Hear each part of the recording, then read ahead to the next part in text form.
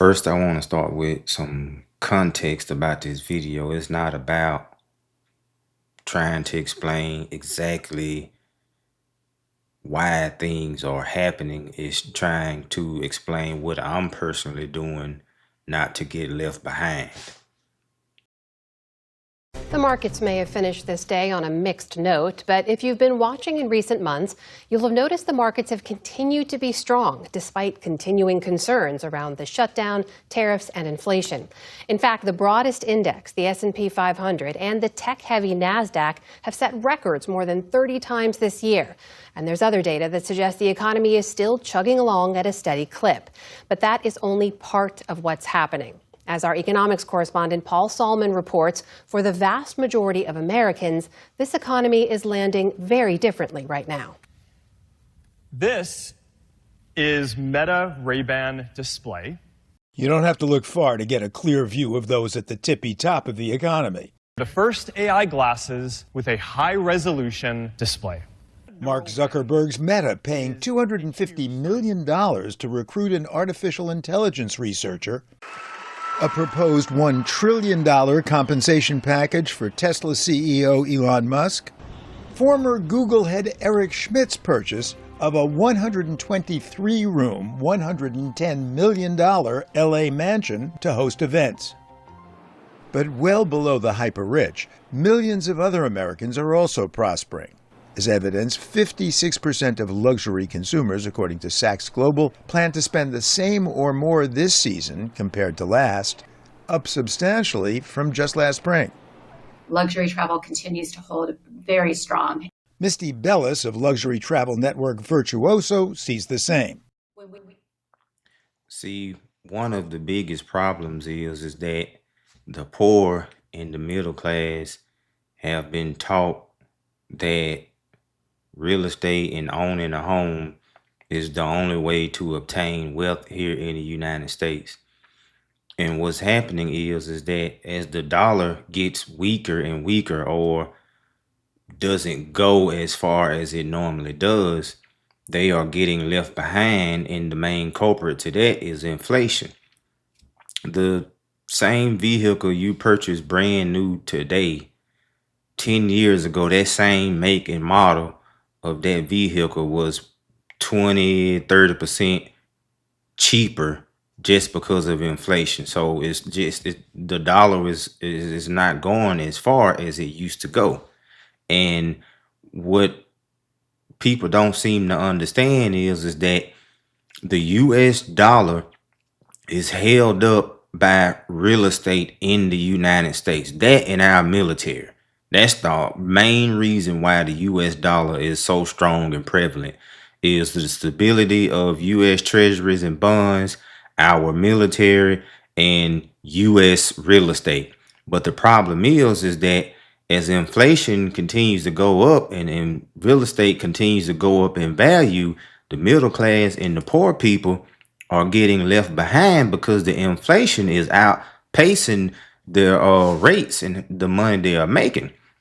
So a lot of people just can't seem to understand and fathom that when it comes to cash, you don't need to hold much cash at all, in my opinion. You just need to have 6 to 9 months of emergency funds, pay your bills every month, and anything else that needs to go in some type of investment, stocks, ETFs, something, because a dollar sitting in a bank account is a melting ice cube. And what I mean by that is that dollar is getting weaker and weaker and weaker. And people just can't seem to grasp and understand that.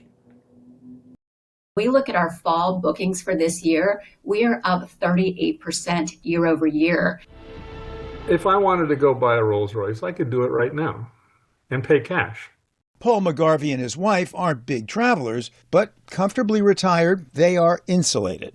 I do a net worth survey on the Fidelity website every week, and it just does nothing but go up. All right, my net worth keeps going up. John, a retired engineer, is also pretty comfortable. I own my own house. I own a couple of cars. I have everything that I really want. Problem is, even when you include these upper middle income Americans among the prosperous, that still leaves a full 80% who are feeling squeezed, like geologist Timothy Runkle. It doesn't really matter what I'm doing in my career or what other jobs that I'm pursuing. It just doesn't keep up with what the necessities of life are right now.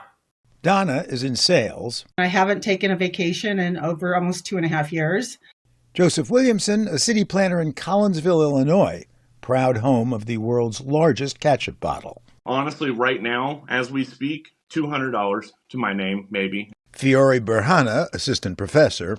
I have student loans and medical debt. Emily Zorena is a librarian. I'm finding myself needing to use like the buy now, pay later things for bigger purchases, such as like car repairs. One way to depict the increasing split between the top 20% and the rest of Americans, says economist Mark Zandi, the letter K. The folks at the top part of the income and wealth distribution are doing fabulously well. And of course, folks at the bottom part of the K, lower middle income households, they're struggling. And this is another thing I want to get into. When people are being distracted, they can't pay attention to what's really going on. One of the my life fundamentals I learned to pick up on early on in my life was follow the money. And what I mean by that, pay attention to what the rich and the super rich are doing. Don't be naive. And I think that the political landscape in this country, with the stuff that's going on with the current administration and, the left and the right and all of the issues and the inward fighting, people are getting lost and not paying attention to what's going on with them, which is in turn overall how the system is designed. Long as you all keep fighting amongst each other, we can keep along with our agenda and do what we need to do to keep making money.